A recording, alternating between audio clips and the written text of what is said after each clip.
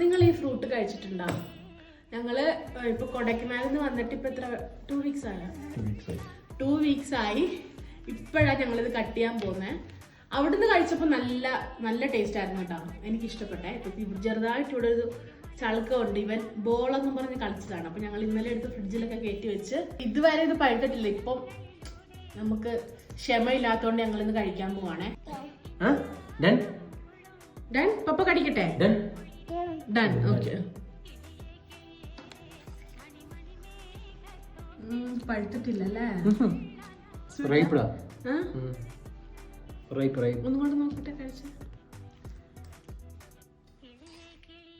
പക്ഷെ നമുക്ക് അന്ന് അവരവിടെ നിന്ന് തന്നപ്പോ നല്ല നല്ല ഓറഞ്ച് കളർ അല്ലായിരുന്നു ഇവിടെ.